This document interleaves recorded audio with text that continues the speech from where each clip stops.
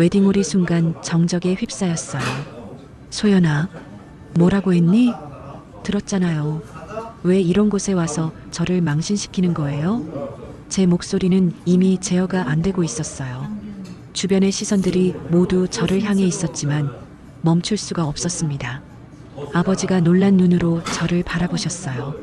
평생 저를 그렇게 사랑해 주신 아버지의 눈에 상처가 스며들고 있었어요. 소연아, 엄마가 딸 결혼식 보러 온 게 죄냐? 아버지의 목소리가 떨리고 있었어요. 저는 더 이상 참을 수 없었어요.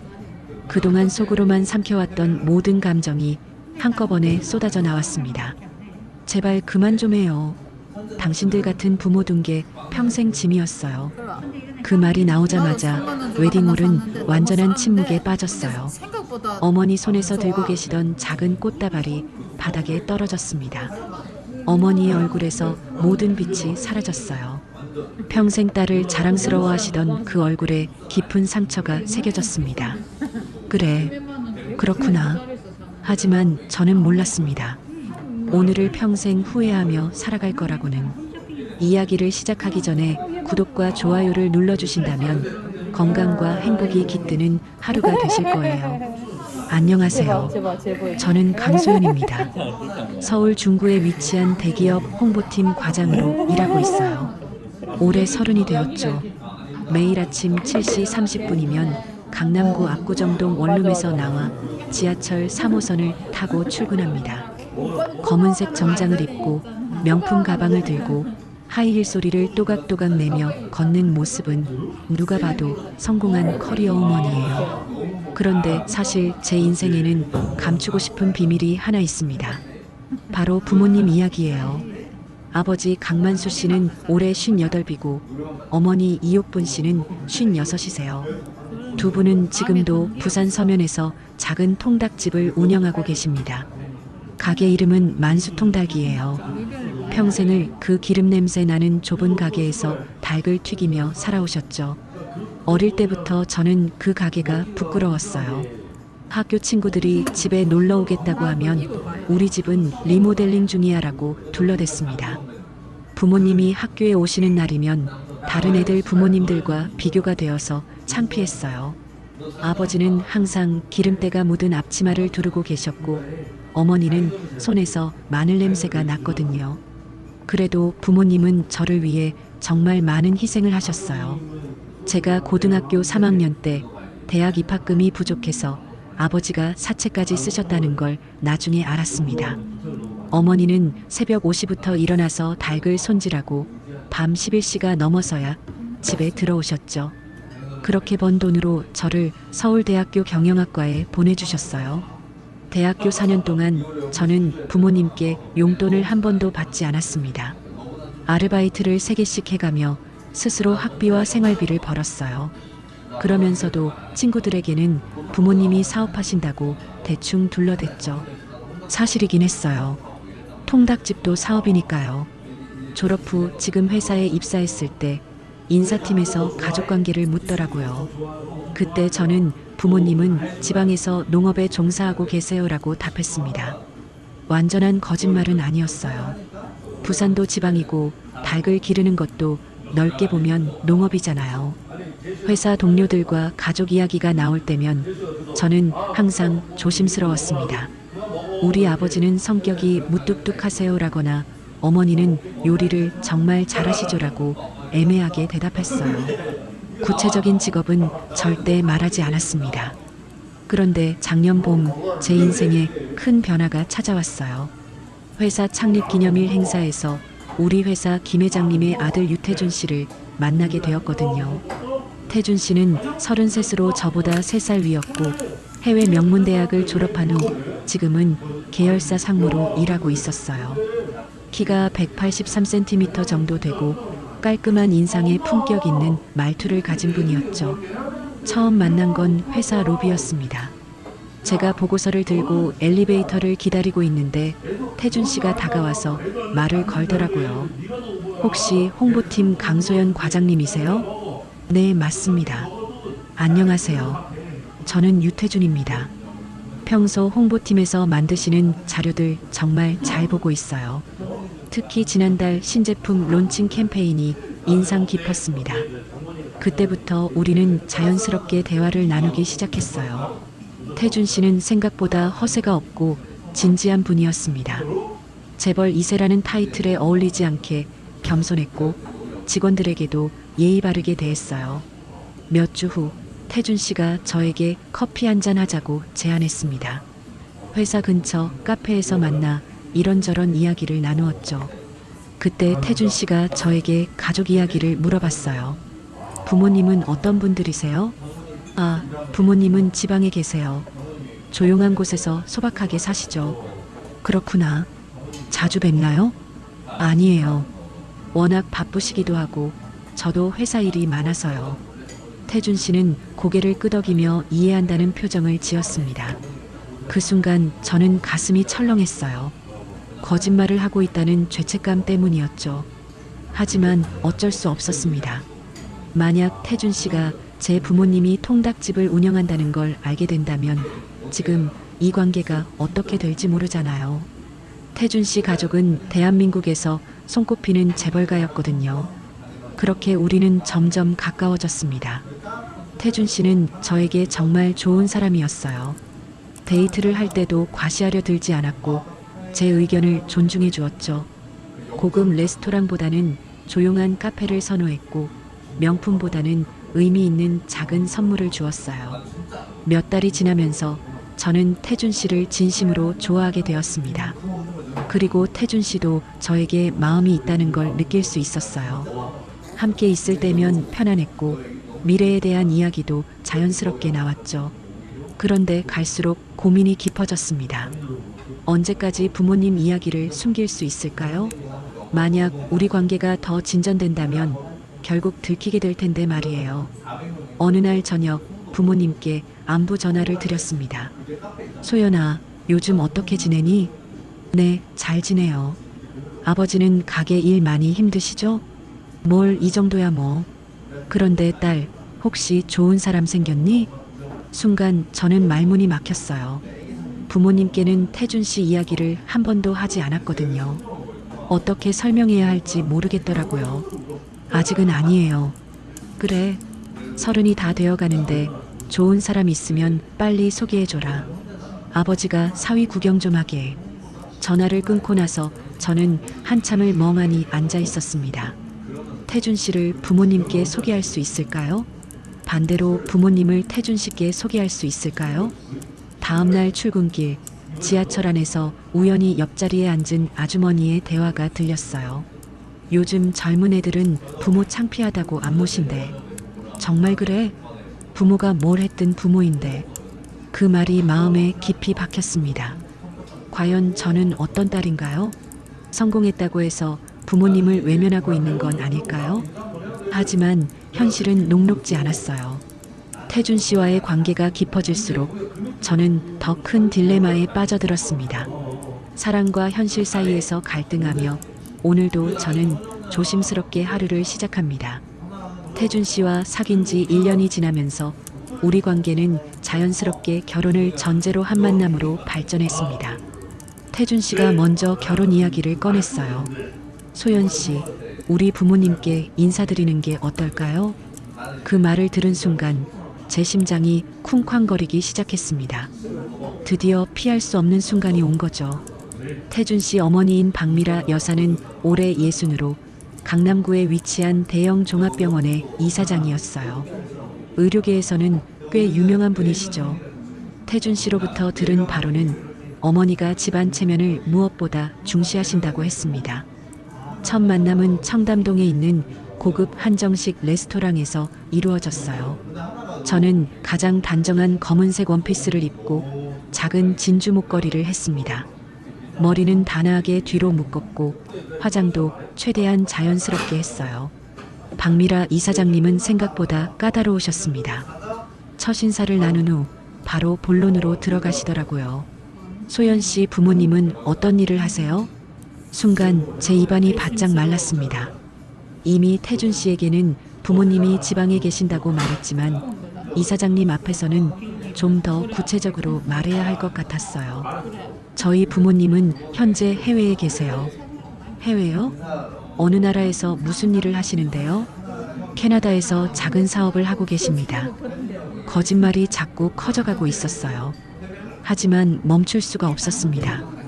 박미라 이사장님은 만족스러운 표정을 지으셨어요. 그렇구나. 해외 거주라니 글로벌한 집안이네요. 며느리 집안이 깨끗해야 우리 병원 이미지에도 해가 안 되거든요. 그 말을 들은 순간 저는 등골이 오싹해졌습니다. 만약 제 부모님이 통닭집을 운영한다는 사실이 알려진다면 이분이 어떤 반응을 보일지 뻔했어요. 식사가 끝날 무렵 이사장님이 제게 말씀하셨습니다. 소연 씨, 태준이가 당신을 정말 좋아하는 게 보여요. 저도 오늘 만나보니 마음에 드네요. 결혼 준비 시작하세요. 그렇게 저희는 정식으로 결혼 승낙을 받았습니다. 태준 씨는 정말 기뻐했어요. 저도 기뻤지만 한편으로는 불안했죠. 결혼식 날짜는 3개월 후인 5월로 정해졌습니다. 장소는 강남구의 유명한 웨딩홀이었어요. 태준 씨 집안에서 모든 것을 준비해 주겠다고 하셨지만 저도 나름대로 신부 측 하객들을 초대해야 했어요. 청첩장을 받아든 날 저는 한참을 그것을 바라보고 있었습니다. 아름다운 금박 글씨로 저희 이름이 새겨져 있었어요. 하지만 부모님 이름은 어떻게 해야 할지 막막했습니다. 결국 저는 청첩장에 부모님 이름 대신 소연의 가족 일동이라고 적었어요. 그리고 회사 동료들과 대학교 친구들에게만 청첩장을 돌렸습니다. 그런데 문제는 SNS였어요. 요즘 사람들은 결혼 소식을 인스타그램이나 페이스북에 올리잖아요. 제 대학교 후배가 청첩장 사진을 자신의 SNS에 올렸는데 그게 순식간에 퍼져나갔습니다. 강소연 선배 결혼한대. 신랑이 대기업 회장 아들이래. 헐, 대박. 정말 신데렐라 스토리네. 댓글과 공유가 계속 늘어났어요. 평소 연락하지 않던 고등학교 동창들까지 축하 메시지를 보내기 시작했습니다. 그러던 어느 날 부모님께서 전화를 주셨어요. 소연아, 내가 결혼한다며? 왜 우리한테는 말 안 했니? 순간 제 혈액이 거꾸로 흐르는 느낌이었습니다. 어머니, 그게 시장에서 김씨 아줌마가 그러는데 인터넷에서 봤다는 거야. 우리 딸이 서울에서 큰 집 아들이랑 결혼한다고. 정말이니? 어머니 목소리에는 기쁨과 서운함이 동시에 섞여 있었어요. 네, 사실은. 아이고, 이 딸이. 왜 진작 말 안 했어? 아버지랑 나 얼마나 놀랐는지 알아? 아버지 목소리도 들렸습니다. 소연아, 사위 될 사람은 어떤 사람이냐? 언제 한번 데리고 와라. 저는 어떻게 대답해야 할지 몰랐어요. 태준 씨에게는 부모님이 해외에 계신다고 했는데 부모님께는 뭐라고 설명해야 할까요? 부모님, 저 지금 회사에 있어서요. 나중에 다시 전화드릴게요. 전화를 끊고 나서 저는 화장실로 달려갔습니다. 거울 속 제 얼굴은 새하얗게 질려 있었어요. 다음 날부터 부모님의 연락이 계속 왔습니다. 어머니는 시장에서 아는 사람들에게 딸 자랑을 하고 다니고 계셨어요. 우리 소연이가 서울에서 대기업 회장 아들이랑 결혼한다니까. 이옥분 씨, 정말 복 받으셨네요. 시장 상인들이 축하 인사를 건네고 어머니는 기뻐서 통닭을 서비스로 나눠주고 계셨대요. 그런데 더 큰 문제가 생겼습니다. 부모님이 결혼식에 참석하겠다고 하신 거예요. 소연아, 우리가 서울로 올라갈 테니까 결혼식장 주소 좀 보내줘라. 부모님, 그런데. 뭐가 그런데야? 딸 결혼식에 부모가 안 가면 되겠니? 아버지는 벌써 새 양복 맞췄다. 저는 패닉 상태가 되었어요.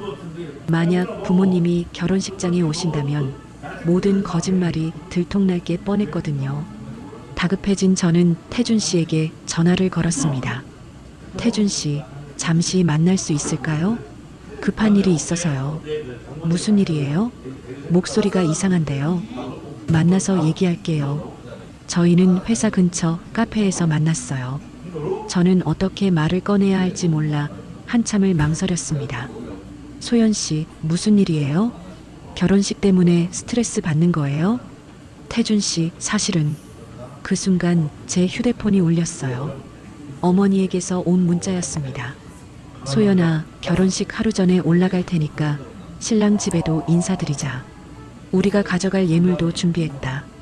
문자를 본 태준 씨가 물어봤어요. 어머니에게서 온 문자네요. 캐나다에서 결혼식에 오신다는 거예요? 저는 더 이상 말을 할 수가 없었습니다. 거짓말 위에 거짓말이 쌓여가고 있었고, 이제는 정말 어떻게 해야 할지 모르겠더라고요. 네, 그런 것 같아요. 태준 씨는 기뻐하는 표정을 지었어요. 정말 좋네요. 어머니도 장인어른과 장모님을 뵙고 싶어 하셨거든요. 그 말을 들은 순간 저는 현기증이 났습니다. 결혼식까지는 이제 한 달도 남지 않았는데 이 상황을 어떻게 해결해야 할까요? 집에 돌아가는 길, 지하철 안에서 저는 창밖을 멍하니 바라봤습니다. 흘러가는 풍경들이 모두 흐릿하게 보였어요. 작은 거짓말 하나가 이렇게 큰 문제가 될 줄은 몰랐습니다. 이제 저는 선택의 기로에 서 있었어요. 태준 씨와 그의 가족들에게 진실을 말할 것인가, 아니면 끝까지 거짓말을 유지할 것인가. 하지만 직감적으로 알 수 있었습니다. 이것은 단순한 일이 아니라는 걸 말이에요. 결혼식 당일 아침, 저는 새벽 5시에 잠에서 깼습니다.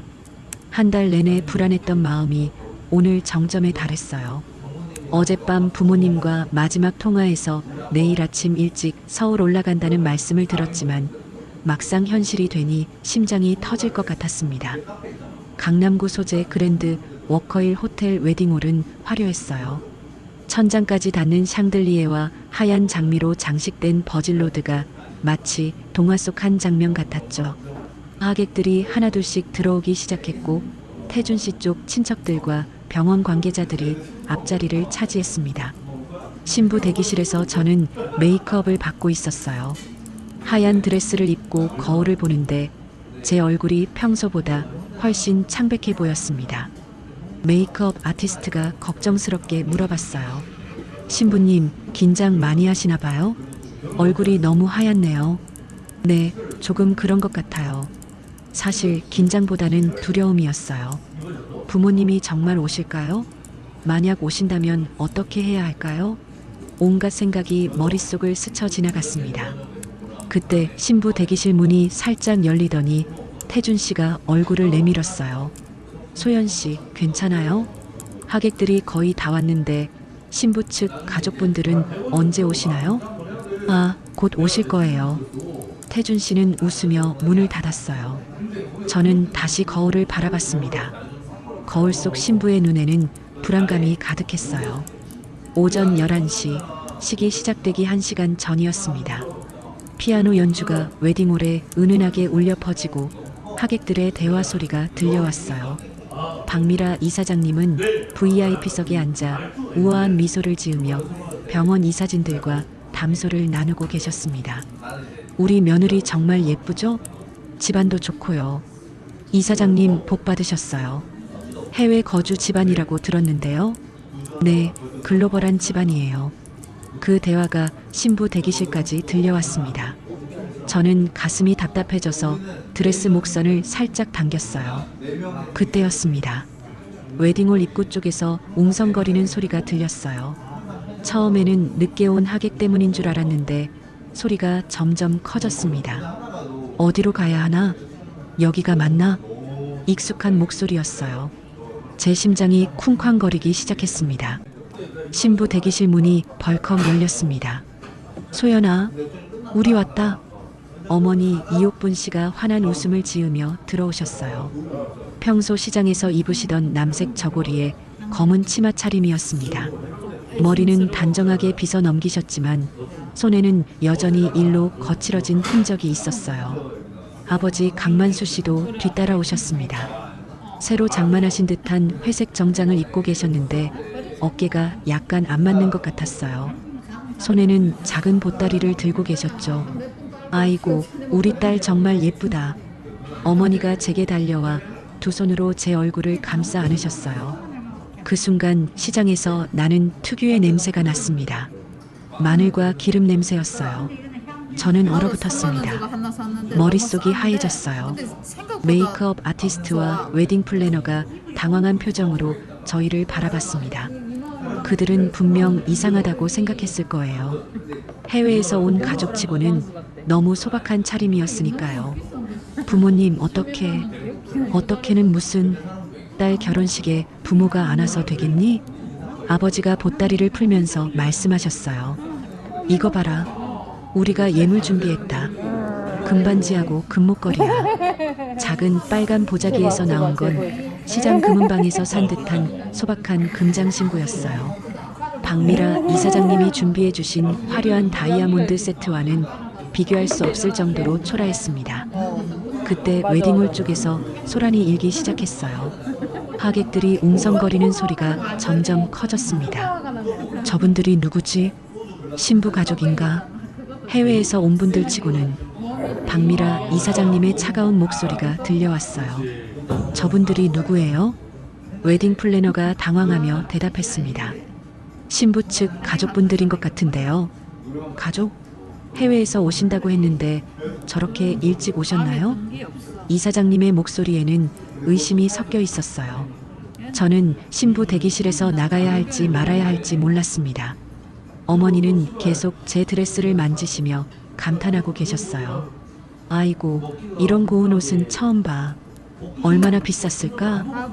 그때 박미라 이사장님이 직접 신부 대기실로 오셨습니다.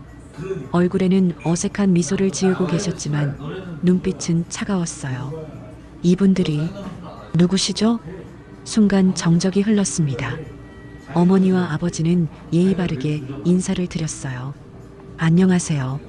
저희는 소연이 부모입니다. 아, 그래요? 캐나다에서 오셨다고 들었는데 생각보다 일찍 도착하셨네요. 이사장님의 말에 어머니가 고개를 갸우뚱하셨어요. 캐나다요? 저희는 부산에서 왔는데요. 그 순간 저는 세상이 무너지는 기분이었습니다. 박미라 이사장님의 표정이 순식간에 굳어졌어요. 눈빛이 날카로워지면서 저를 쏘아봤습니다. 부산이라고요? 소연 씨, 이게 무슨 일이죠? 저는 입술이 바들바들 떨려서 말이 나오지 않았어요. 어떻게 해야 할지 모르겠더라고요. 저는 그때 어머니가 밝게 웃으며 말씀하셨어요. 아, 소연이가 저희 소개 안 했나 봐요? 저희는 부산에서 통닭집 하는 사람들이에요. 소연이 아버지하고 저요. 박미라 이사장님의 얼굴이 더욱 차가워졌습니다. 입술이 한 일자로 굳어지면서 분노를 애써 참는 표정이었어요. 통닭집이라고요? 네, 부산 서면에서 30년째 장사하고 있어요. 소연이를 대학까지 보낸 게 자랑이죠. 어머니는 전혀 눈치를 못 채고 계셨어요. 오히려 자랑스러워하며 말씀하고 계셨죠. 웨딩홀 밖에서는 하객들의 수군거림이 더욱 커졌습니다. 통닭집이래요. 해외 거주가 아니라 통닭집? 이거 완전 속인 거 아닌가요? 박미라 이사장님이 저에게 다가왔어요. 목소리는 낮았지만 분노가 느껴졌습니다. 소연 씨, 지금 당장 설명하세요. 이게 도대체 무슨 일입니까? 저는 온몸이 떨렸어요. 목소리가 나오지 않았습니다. 저는 그게 손님이에요. 그냥 손님이에요. 급하게 내뱉은 말이었어요. 하지만 그 말을 하자마자 저는 후회했습니다. 어머니의 얼굴이 상처받은 표정으로 바뀌었어요. 손님이라니? 소연아, 엄마 아빠잖아. 그 순간이었습니다. 웨딩홀 입구에서 플래시가 터졌어요. 누군가 휴대폰으로 사진을 찍고 있었습니다. 이거 대박 사건 아닌가요? SNS에 올려야겠다. 재벌가 결혼식 사기극? 상황이 걷잡을 수 없이 번져가고 있었어요. 박미라 이사장님이 웨딩 플래너에게 명령했습니다. 당장 식을 중단하세요. 네. 하지만 하객들이 다 왔는데 중단하라고 했어요. 태준 씨가 급하게 달려왔어요. 상황을 파악하지 못한 채 물어봤습니다. 어머니, 무슨 일이에요? 왜 이렇게 시끄럽죠? 박미라 이사장님이 태준 씨를 노려봤어요. 내 약혼자가 우리를 완전히 속였어. 부모가 해외에 있다고 했는데 알고 보니 부산 통닭집 사람들이야. 태준 씨의 얼굴이 창백해졌어요.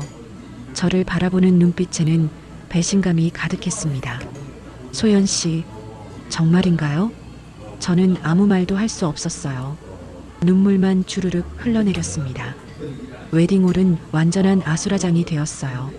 하객들은 수군거리며 사진을 찍어댔고 박미라 이사장님은 병원 이사진들에게 사과하느라 바빴습니다. 어머니와 아버지는 상황을 이해하지 못한 채 당황하고 계셨어요. 소연아, 무슨 일이야?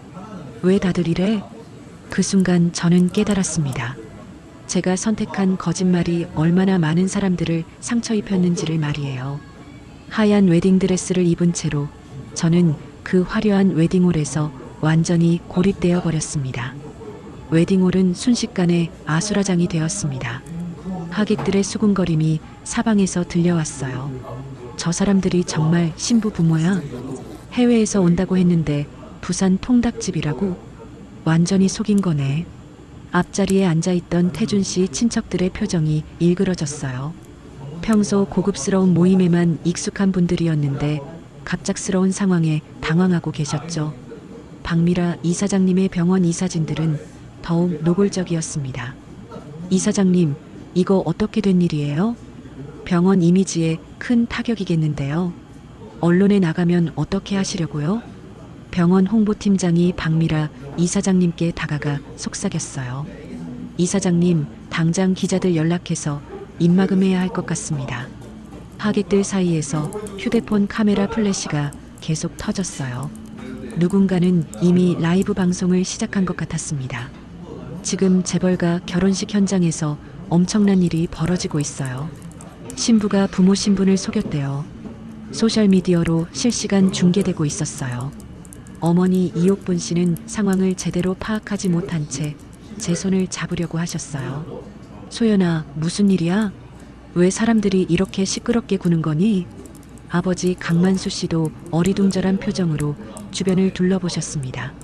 새 정장을 입고 오신 아버지의 어깨가 작아 보였어요. 그때 태준 씨가 저에게 다가왔습니다. 얼굴이 창백해져 있었고 눈빛에는 배신감과 분노가 섞여 있었어요. 소연 씨, 정말 저한테 거짓말한 거예요? 부모님이 해외에 계신다고 했잖아요. 제 입술이 바들바들 떨렸어요. 변명할 말이 생각나지 않았습니다. 태준 씨, 그게 아니라고요? 그럼 뭐예요? 태준 씨 목소리가 높아졌어요. 평소 온화했던 모습과는 완전히 달랐습니다. 박미라 이사장님이 웨딩 플래너에게 단호하게 말했어요. 식을 당장 중단하세요. 하객들께는 급한 사정이 생겼다고 공지하고요. 하지만 이사장님, 이미 식이 시작되었는데 중단하라고 했어요. 이사장님의 차가운 목소리가 웨딩홀 전체에 울려 퍼졌어요. 하객들 사이에서 더욱 거센 수군거림이 일어났습니다. 정말 행상 같아 보이네. 저 아주머니 앞치마 자국 봤어? 통닭집에서 바로 온 모양이야. 어머니의 남색 저고리에는 정말 작은 기름 얼룩이 있었어요. 아마 새벽에 가게 정리를 하고 급하게 오시느라 그랬을 거예요. 그 모습이 이 화려한 웨딩홀에서는 더욱 초라해 보였습니다. 아버지가 들고 계신 보따리도 문제였어요. 시장에서 쓰는 낡은 보자기였거든요. 주변의 명품 핸드백들과 비교되면서 더욱 눈에 띄었습니다. 박미라 이사장님이 저를 노려보며 말했어요. 소연 씨, 이게 도대체 무슨 짓이에요? 우리 가족을 완전히 바보로 만든 거예요? 이사장님, 죄송합니다. 설명드릴게요. 설명? 지금 와서 무슨 설명을 하겠다는 거예요? 이사장님의 목소리는 분노로 떨리고 있었어요. 이 결혼, 여기서 끝입니다. 그 말이 웨딩홀 전체에 울려 퍼졌어요. 하객들이 일제히 숨을 죽였습니다. 태준 씨가 절망적인 표정으로 저를 바라봤어요. 소연 씨, 정말 이럴 거였으면 왜 저한테 거짓말을 했어요? 왜 1년 동안 저를 속인 거예요? 그 순간 제 안에서 뭔가 폭발했어요. 1년 동안 쌓인 스트레스와 두려움, 그리고 지금 당하고 있는 모욕감이 한꺼번에 터져 나왔습니다. 어머니가 제 팔을 잡으며 말씀하셨어요. 소연아, 엄마가 뭘 잘못했니? 딸 결혼식 보러 온 게 죄가 되니?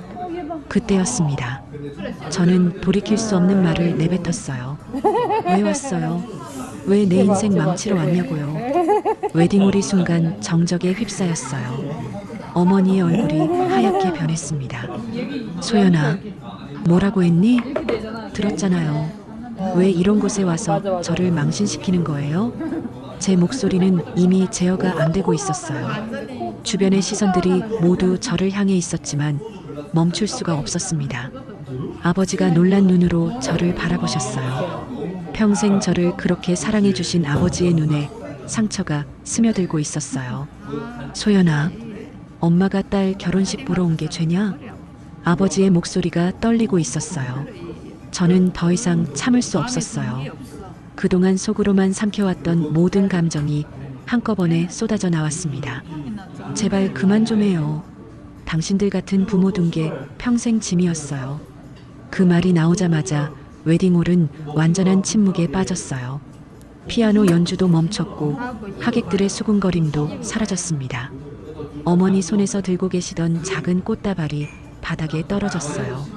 시장에서 사오신 소박한 꽃다발이었는데 대리석 바닥에 떨어지면서 꽃잎들이 흩어졌습니다. 어머니의 얼굴에서 모든 빛이 사라졌어요. 평생 딸을 자랑스러워하시던 그 얼굴에 깊은 상처가 새겨졌습니다. 그래, 그렇구나. 어머니가 작은 목소리로 중얼거리셨어요. 아버지는 아무 말씀도 하지 않으셨어요. 그저 떨리는 손으로 보따리를 다시 챙기기 시작하셨죠. 박미라 이사장님이 냉소적으로 웃으며 말했어요. 이제야 본색이 나오네요. 부모에게 저런 말을 하는 사람이 우리 며느리가 될 뻔했다니. 태준 씨는 고개를 절레절레 흔들며 저에게서 멀어졌어요. 소연 씨, 당신이 이런 사람인 줄 몰랐어요. 하객들의 시선이 따가웠어요. 어떤 이는 혀를 차며 고개를 저었고 어떤 이는 휴대폰으로 계속 영상을 찍고 있었습니다. 부모한테 저런 말을 하다니 정말 몰상식하네. 저런 사람이 대기업 다닌다고? 제가 내뱉은 말의 무게가 얼마나 큰지 그때서야 깨달았어요. 하지만 이미 늦었습니다. 어머니와 아버지는 말없이 웨딩홀을 향해 걸어가기 시작하셨어요. 아버지의 등이 더욱 구부정해 보였고 어머니의 걸음걸이가 힘없어 보였습니다. 부모님, 저는 뒤늦게 부르짖었지만 두 분은 돌아보지 않으셨어요. 웨딩홀 출입구에서 어머니가 잠깐 멈춰 서셨어요. 그리고 천천히 고개를 돌려 저를 마지막으로 바라봤습니다. 그 눈빛에는 실망과 슬픔, 그리고 깊은 상처가 담겨 있었어요. 평생 저를 사랑해 주신 어머니의 마지막 눈빛이었습니다. 두 분이 웨딩홀을 나가신 후 저는 그 자리에 혼자 서 있었어요. 하얀 웨딩드레스를 입고 화려한 웨딩홀 한가운데서 완전히 고립되어 있었습니다. 하객들은 하나둘씩 자리를 떠나기 시작했어요. 누구도 저에게 위로의 말을 건네지 않았습니다. 그 순간 저는 깨달았어요. 제가 잃어버린 게 단순히 결혼식이 아니라는 걸 말이에요. 제가 평생 저를 사랑해준 부모님을 잃어버린 것이라는 걸 말이에요. 거울처럼 반짝이는 대리석 바닥에 비친 제 모습은 초라하기 그지없었습니다. 가장 아름다워야 할 순간에 저는 가장 추악한 모습을 보이고 말았어요. 하지만 그 순간 제 눈빛이 바뀌었습니다. 절망 속에서 피어오르는 무언가가 있었어요. 다시 일어서겠다는 결심이었습니다. 웨딩홀에 혼자 남겨진 저는 천천히 바닥에 주저앉았습니다. 하얀 드레스가 대리석 바닥에 펼쳐졌어요. 그 순간 어린 시절 기억들이 파도처럼 밀려왔습니다. 초등학교 3학년 겨울이었어요. 부산의 추위는 서울과 달랐습니다. 바다에서 불어오는 바람이 뼛속까지 스며들었죠. 아버지는 새벽 오시면 일어나 고철을 주우러 나가셨어요. 소연아, 아버지 다녀올게. 리어카를 끌고 나가시는 아버지의 뒷모습이 아직도 선명해요. 낡은 파카를 입고 군용 장갑을 끼신 채로 골목골목을 다니셨죠. 제 피아노 학원비 때문이었어요. 어머니는 새벽 4시부터 가게에서 닭을 손질하셨습니다. 찬물에 손을 담그고 계시는 어머니의 손가락은 늘 빨갛게 부어 있었어요. 겨울이면 손가락 끝이 터져서 반창고를 붙이고 계셨죠. 딸아, 엄마 손 좀 봐줘. 어머니가 상처난 손을 내미시면 저는 싫다는 표정을 지었어요. 냄새나요. 싫어요. 그때 어머니의 얼굴이 어떻게 변했는지 이제야 기억이 나네요. 상처받은 표정을 애써 감추시며 혼자 약을 발라주셨어요. 중학교 때는 더 심했습니다.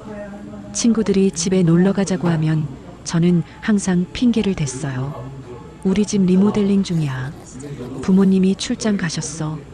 거짓말을 늘어놓으면서도 죄책감은 없었어요. 오히려 친구들이 진실을 알까봐 두려웠죠. 운동의 날이 가장 힘들었어요. 다른 아이들 부모님들은 깔끔한 차림으로 오셨는데 저희 부모님은 가게 일 때문에 항상 늦으셨거든요. 아버지는 기름때 묻은 앞치마를 벗지도 못하고 오셨고 어머니는 마늘 냄새를 풍기며 제게 다가오셨어요. 소연아, 엄마 왔다. 어머니가 손을 흔드시면 저는 고개를 돌렸어요. 친구들이 볼까봐 부끄러웠거든요. 고등학교 3학년 때였어요. 대학 입학금이 부족해서 집안이 뒤숭숭했던 때가 있었습니다. 부모님이 밤늦게 작은 목소리로 이야기하시는 걸 들었어요. 여보, 사채라도 써야겠어. 그러면 이자가 얼마나 되는데. 그래도 우리 딸 대학은 보내야지. 아버지의 목소리가 떨리고 있었어요. 우리 딸은 달라. 공부 열심히 해서 꼭 성공해야지. 어머니가 한숨을 쉬며 말씀하셨어요. 난 괜찮다. 딸만 잘 되면 됐지. 그때 저는 이불을 뒤집어 쓰고 울었어요. 하지만 그 눈물의 의미를 정확히 알지는 못했습니다. 부모님이 불쌍해서 운 건지 아니면 이런 부모를 둔 제가 불쌍해서 운 건지 모호했어요. 대학교에 합격한 날 부모님은 정말 기뻐하셨어요. 가게 손님들에게도 자랑하고 다니셨죠. 우리 딸이 서울대 붙었어요. 정말 대단하네요. 하지만 저는 그런 부모님이 여전히 부끄러웠어요. 대학교 입학식에도 오지 말라고 했습니다. 서울까지 올 필요 없어요. 돈도 아까우고. 어머니가 아쉬워하시는 표정을 지으셨지만 저는 모른 척 했어요. 대학교 4년 동안 저는 거의 집에 가지 않았어요. 명절에만 잠깐 내려갔다가 바로 올라왔죠. 그때마다 부모님은 제가 좋아할 만한 음식을 준비해 놓고 기다리고 계셨어요. 하지만 저는 그런 부모님의 정성을 외면했습니다. 빨리 서울로 돌아가고 싶어 했어요. 취업한 후에는 더욱 거리를 뒀어요. 한 달에 한 번 정도 안부 전화를 드리는 게 전부였습니다. 소연아, 언제 내려올 거니? 바빠서 못 가겠어요. 그래도 한번. 나중에요. 언제나 나중이었어요. 그런데 지금 와서 생각해보니 부모님의 모든 희생이 저를 위한 것이었어요. 새벽에 고철을 주우신 것도, 찬물에 손이 터져가며 닭을 튀기신 것도, 사채까지 써가며 제 학비를 마련하신 것도 모두 저 때문이었습니다. 그 무조건적인 사랑이 제게는 수치였어요. 부모님의 희생이 클수록 저는 더욱 부끄러워했습니다. 그들의 사랑이 제 앞길의 걸림돌이라고 생각했어요. 웨딩홀 바닥에 앉아 있으면서 저는 깨달았어요. 제가 얼마나 잘못 살아왔는지를 말이에요. 어머니가 마지막으로 저를 바라보시던 그 눈빛이 생각났어요. 실망과 슬픔이 가득했던 그 눈빛이요. 평생 저를 사랑해주신 부모님을 배신한 것은 태준 씨가 아니라 바로 저였어요. 그제서야 후회가 밀려왔습니다. 하지만 이미 돌이킬 수 없는 말들을 해버렸어요. 당신들 같은 부모 둔 게 평생 짐이었어요. 그 말이 얼마나 깊은 상처를 드렸을지 상상만으로도 가슴이 찢어질 것 같았어요. 저는 천천히 일어섰습니다. 하얀 웨딩드레스가 무겁게 느껴졌어요. 하지만 제 마음은 한 가지로 정해져 있었습니다. 부모님께 사과드려야 했어요. 그리고 제가 얼마나 잘못 살아왔는지 인정해야 했습니다. 이제라도 늦지 않았기를 바라면서 말이에요. 결혼식이 무산된 후 3주가 지났습니다. 저는 회사를 그만두고 원룸에 틀어박혀 지내고 있었어요. 태준 씨와는 당연히 연락이 끊어졌고 결혼식 영상이 SNS에 퍼지면서 저는 완전히 망신창이가 되었습니다. 그날도 평소처럼 침대에 누워 천장을 바라보고 있었어요. 부모님께 연락드릴 용기가 나지 않았거든요. 어떤 말로 사과해야 할지, 어떻게 용서를 구해야 할지 모르겠더라고요. 오후 2시쯤이었을 거예요. 휴대폰이 울렸습니다. 모르는 번호였어요. 여보세요. 강소연 씨 맞으십니까? 네, 맞는데요. 부산 중구 경찰서입니다. 강만수 씨와 관련해서 연락드렸는데요. 순간 심장이 멎는 것 같았어요. 아버지가 어떻게 되셨나요? 교통사고로 사망하셨습니다. 가족분이 병원으로 와주셔야겠습니다. 핸드폰이 손에서 떨어졌어요. 머릿속이 하얘졌습니다. 거짓말이에요. 아버지가 왜? 하지만 경찰관의 목소리는 차가웠어요. 부산대학교 병원 응급실로 와주십시오. 저는 급하게 옷을 챙겨 입고 KTX를 탔어요. 부산까지 가는 3시간 동안 제 머릿속은 복잡했습니다. 설마 아버지가 정말 돌아가셨을까요? 마지막으로 뵌 게 결혼식장에서였는데 그때 그렇게 상처를 드렸는데 부산대학교 병원에 도착했을 때는 이미 저녁 7시가 넘어 있었어요. 응급실에서 영안실로 안내받았습니다. 영안실 앞에 어머니가 앉아 계셨어요. 평소보다 훨씬 야유어 보이셨고 눈이 퉁퉁 부어 있었습니다. 어머니가 저를 보시더니 일어나셨어요. 하지만 안아주시지는 않았습니다. 소연아, 왔구나. 목소리가 쉬어 있었어요. 아버지는 어떻게? 내 아빠 내 결혼식에서 돌아오다 그만. 어머니가 말을 잇지 못하셨어요. 결혼식에서 돌아오다가요? 응. 그날 밤에 사고가 났어. 트럭이. 어머니의 목소리가 떨리고 계셨어요. 저는 영안실 문을 열었습니다. 하얀 천으로 덮인 아버지가 누워 계셨어요. 얼굴만 보이는 상태였는데 평소보다 많이 야위어 보이셨습니다. 아버지, 제 무릎이 꺾여 바닥에 주저앉았어요. 눈물이 주르륵 흘러내렸습니다. 아버지, 미안해요. 정말 미안해요. 하지만 아버지는 대답해 주시지 않았어요. 차가운 시신으로만 누워 계셨죠. 어머니가 제 옆에 앉으시며 말씀하셨어요. 내 아빠 그날 밤에 혼자 차 몰고 내려왔어. 나는 먼저 버스 타고 왔거든. 왜 따로 오신 거예요? 내 아빠가 그러더라고. 혹시 딸이 마음 바뀔까봐 조금 더 있다가 오겠다고. 어머니의 말에 제 가슴이 찢어질 것 같았어요. 그러다가 졸음운전을 한 모양이야. 새벽 2시쯤에. 그때 장례식장 직원이 다가왔어요. 유족분들, 고인의 유품 정리를 해야 하는데요. 아버지의 낡은 가방이 놓여 있었어요. 평소 시장에 다닐 때 메고 다니시던 그 가방이었습니다. 어머니가 가방을 열어보셨어요. 그 안에는 아버지의 지갑과 몇 가지 소지품들이 들어 있었습니다. 그런데 그 중에 하얀 봉투 하나가 있었어요. 이게 뭐지? 어머니가 봉투를 꺼내 보셨는데 겉면에 축의금이라고 적혀 있었어요. 하지만 이름은 적혀 있지 않았습니다. 봉투 안에는 50만 원과 작은 편지가 들어 있었어요. 어머니가 편지를 펼쳐 읽으시더니 눈물을 흘리기 시작하셨어요. 이게 뭐예요? 저도 편지를 보았습니다. 소연아, 내가 부끄러워할까봐 이름은 안 쓰고 가려 했단다. 그래도 혹시 필요할까봐 축의금 조금 넣었다. 사랑한다. 내 딸. 아버지의 손글씨였어요. 그 순간 저는 온몸이 떨렸습니다. 아버지가 결혼식장에서 그런 모욕을 당하고도 축의금을 준비해 오셨다는 것이었어요. 아버지가 이름을 안 쓰신 이유가 내가 창피할까 봐서였어. 어머니가 중얼거리셨어요. 그래도 딸 결혼식에 축의금은 줘야 한다고 새벽까지 그 돈 세고 있더라고. 제 마음이 산산조각 났어요. 아버지는 제가 그렇게 상처 주는 말을 해도 여전히 저를 사랑하고 계셨던 거예요. 편지를 다시 읽어보니 더 많은 내용이 적혀 있었어요. 딸아, 아빠가 내 앞길에 걸림돌이 되어서 미안하다. 그래도 내가 행복하면 아빠는 만족한다. 좋은 사람 만나서 잘 살아라. 눈물이 멈추지 않았어요. 아버지는 끝까지 저를 걱정하고 계셨네요.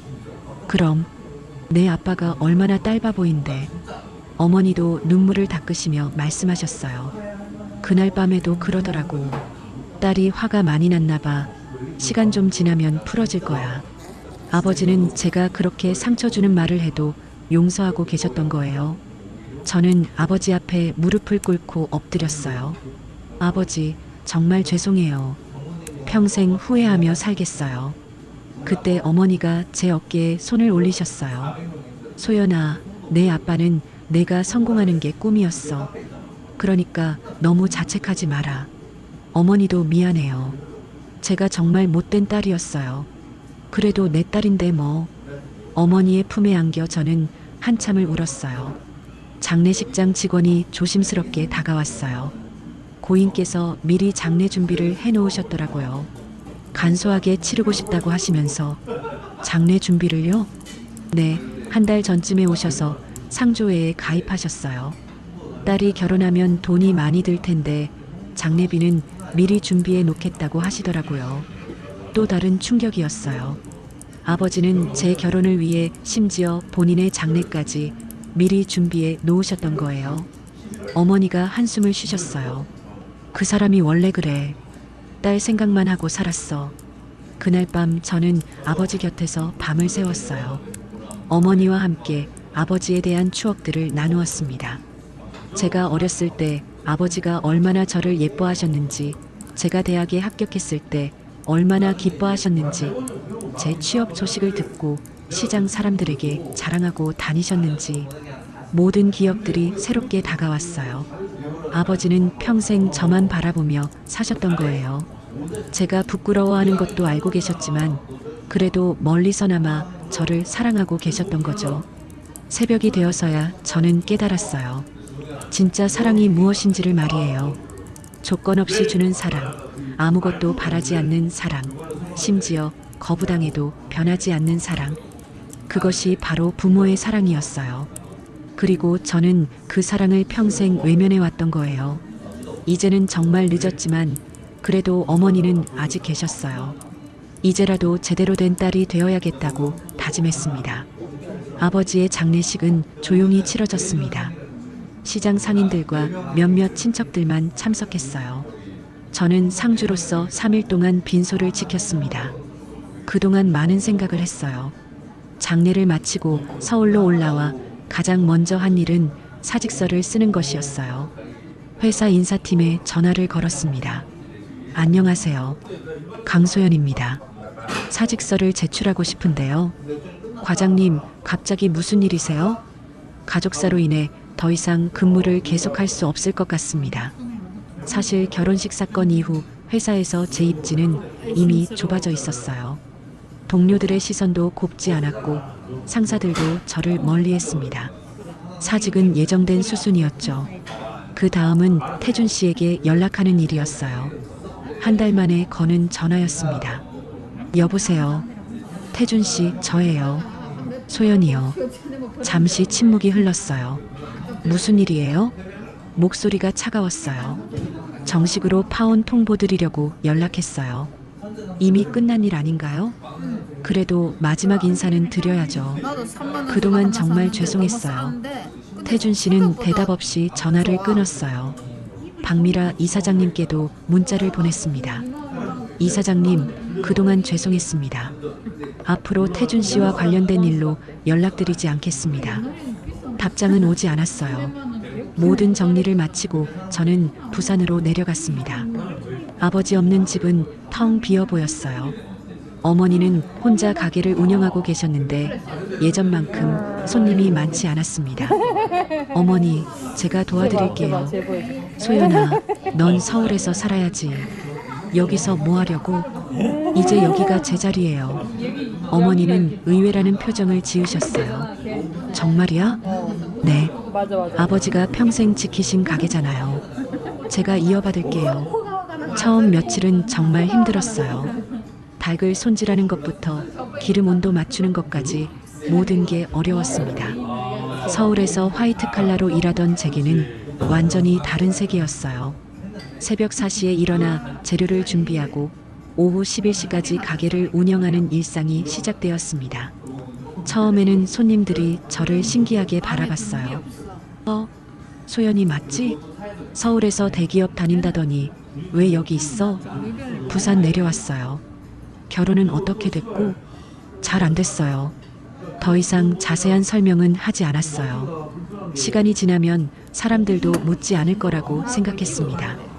한 달쯤 지났을 때 가게 간판을 새로 바꾸기로 했어요. 만수통닭이라는 이름은 그대로 두고 낡은 간판만 교체하는 거였죠. 간판 교체 작업을 하면서 저는 울먹였어요. 아빠, 이제 내가 이 가게 지킬게요. 아빠가 평생 사랑하신 이 가게를 제가 잘 운영할게요. 어머니가 조용히 다가와 제 어깨에 손을 올리셨어요.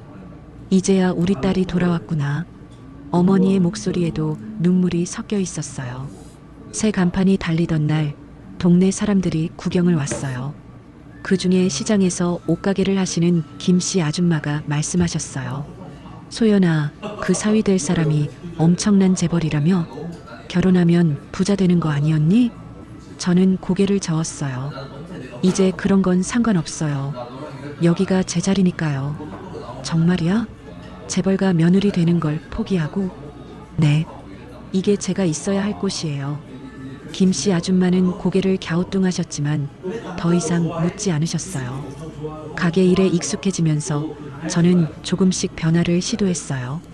오래된 레시피는 그대로 유지하면서도 포장 방식이나 주문 시스템을 개선했습니다. 어머니, 배달 앱도 등록해 볼까요?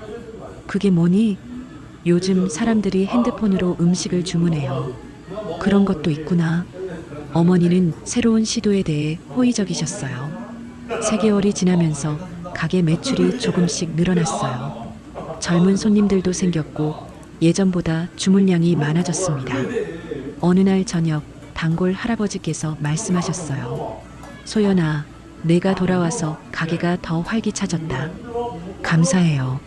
내 아버지가 하늘에서 좋아하실 거야. 그 말을 들으니 뭉클했어요. 한편으로는 서울에서의 삶이 그리웠어요. 편안했던 사무실 생활, 깔끔한 정장 차림, 동료들과의 회식. 하지만 후회는 없었습니다. 여기서 땀 흘리며 일하는 게 진짜 제 모습이라는 생각이 들었어요. 허영과 거짓말로 포장된 삶이 아니라 정직하고 성실한 삶 말이에요. 어머니와 함께 보내는 시간도 소중했어요. 저녁에 가게 문을 닫고 나면 두 사람이 함께 차를 마시며 하루를 정리했습니다. 소연아, 후회 안 하니? 무엇을요? 서울 생활 포기하고 여기 온 거 말이야. 아니요. 이게 맞는 것 같아요. 어머니가 미소를 지으셨어요. 내 아빠가 그랬어. 소연이는 언젠가 돌아올 거라고. 그러셨어요? 응. 겉으로는 다른 걸 쫓아가는 것 같지만 결국은 뿌리를 찾아 돌아올 거라고. 아버지는 저를 끝까지 믿고 계셨던 거예요. 6개월이 지나면서 저는 완전히 새로운 사람이 되었어요. 손에는 굳은 살이 생겼고 얼굴에는 햇볕에 탄 자국이 났습니다. 하지만 마음은 한결 편안해졌어요. 어느 날 대학교 친구에게서 연락이 왔어요. 소연아, 정말 부산에서 치킨집 하고 있어? 응, 맞아. 미쳤구나. 대기업 과장 그만두고 후회 안 해. 진짜? 재벌가 결혼도 포기하고? 그런 건 애초에 제 것이 아니었어. 친구는 이해할 수 없다는 듯 말했어요. 넌 원래 성공 지향적이었잖아. 사람은 변하는 거야. 전화를 끊고 나서 저는 생각했어요. 진짜 성공이 무엇인지를 말이에요. 남들이 부러워하는 직업을 갖는 것일까요? 좋은 집안과 결혼하는 것일까요? 아니면 자신의 뿌리를 인정하고 소중한 사람들과 함께 사는 것일까요? 저는 이제 답을 알 것 같았어요. 겨울이 되어 첫눈이 내리던 날, 저는 아버지 산소를 찾아갔어요. 간단한 꽃다발을 들고 갔습니다. 아빠, 잘 지내고 있어요? 가게 매출도 늘고 어머니도 건강하세요. 아빠가 걱정하실 일은 없어요. 바람이 불어왔어요. 아버지가 대답해 주시는 것 같았습니다. 이제 정말 철이 들었네요. 아빠 말씀이 맞았어요. 결국 뿌리를 찾아 돌아왔죠. 그날 저녁 집으로 돌아오는 길에 어머니가 말씀하셨어요. 소연아, 내일 새로운 메뉴 하나 만들어 볼까? 어떤 메뉴요? 내 아빠가 생전에 개발하려던 양념치킨 말이야. 그런 게 있었어요? 응. 젊은 사람들 입맛에 맞게 만들어 보자고 했었어. 새로운 시작이었어요. 아버지의 꿈을 이어받아 더 나은 가게를 만들어가는 거였죠. 그날 밤 저는 오랜만에 마음 편히 잠들었어요. 진짜 행복이 무엇인지 알 것 같았거든요. 1년이 지난 겨울 아침이었습니다. 새벽 5시, 저는 자연스럽게 눈을 떴어요. 알람 시계 없이도 몸이 기억하고 있었죠. 부엌에서 어머니가 이미 재료를 준비하고 계셨어요. 어머니, 일찍 일어나셨네요. 응, 오늘 주문이 많이 들어왔거든. 저는 앞치마를 두르고 어머니 옆에 섰습니다. 1년 전과는 완전히 다른 모습이었어요. 손에는 굳은 살이 생겼고 얼굴에는 건강한 윤기가 돌았습니다. 통닭집 안에는 아버지의 사진이 걸려 있었어요. 웃고 계시는 모습이었죠. 창문을 통해 들어오는 아침 햇살이 그 사진을 비추고 있었습니다. 아빠, 오늘도 좋은 하루가 될 것 같아요. 저는 마음속으로 인사를 드렸어요. 새 기름을 솥에 붓고 온도를 맞추기 시작했습니다. 이제는 기름 온도를 보는 것만으로도 정확히 알 수 있었어요. 아버지가 평생 하셨던 일을 제가 이어받고 있었습니다. 첫 번째 닭을 기름에 넣자 지글지글 소리가 났어요. 예전에는 이 소리가 싫었는데 이제는 친숙했습니다. 정성스럽게 음식을 만드는 소리였거든요. 오전 10시쯤 첫 손님이 오셨어요. 근처 회사에 다니는 젊은 직장인이었습니다. 사장님, 후라이드 한 마리 포장이요. 네, 금방 튀겨드릴게요. 예전 같으면 이런 손님 앞에서 창피해했을 텐데 이제는 당당했어요. 닭을 튀기면서 저는 1년 전을 떠올렸습니다.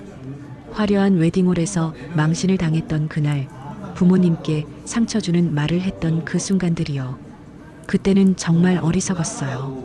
사랑을 받고 있으면서도 그것을 인정하지 못했죠. 점심시간이 되자 단골 할머니들이 오셨어요. 소연아, 오늘 닭이 참 맛있겠다. 할머니들 오시니까 더 정성껏 튀겨드려야죠. 할머니들이 웃으셨어요. 이 집 닭은 정말 맛있어. 예전부터 유명했지. 우리 아버지가 30년 동안 쌓아온 맛이에요. 이제는 아버지 자랑을 당당하게 할 수 있었어요. 오후에는 배달 주문이 많이 들어왔습니다. 젊은 손님들이 배달 앱을 통해 주문하는 경우가 늘었어요. 제가 도입한 시스템이 효과를 보고 있었습니다. 배달을 나가면서 저는 동네를 둘러봤어요. 어릴 때부터 뛰어놀던 골목길, 학교 다닐 때 지나다녔던 상점들, 모든 게 소중해 보였습니다. 저녁 무렵 어머니와 함께 가게 정리를 했어요. 소연아, 많이 달라졌구나. 어떤 면에서요? 예전에는 항상 어디론가 가려고 했는데 이제는 여기에 뿌리를 내린 것 같아. 어머니의 말이 맞았어요. 저는 더 이상 이곳을 벗어나고 싶지 않았습니다. 어머니, 제가 정말 많이 돌아왔죠? 응, 우리 딸이 돌아왔어. 그날 저녁 가게 문을 닫고 저는 잠시 밖에 나가 간판을 올려다 봤어요. 만수통닭이라는 글씨가 네온 사인으로 빛나고 있었습니다. 아버지가 평생 지키신 이름이었어요. 이제 제가 그 이름을 이어가고 있었습니다. 기름 냄새가 옷에 배어 있었어요. 예전 같으면 불쾌했을 텐데 이제는 괜찮았습니다. 이 냄새가 바로 저의 냄새였거든요. 집으로 돌아가는 길에 저는 생각했어요. 진짜 행복이 무엇인지를 말이에요. 화려한 드레스를 입고 고급 레스토랑에서 식사하는 것보다 앞치마를 두르고 정성껏 닭을 튀기는 지금이 더 행복했어요.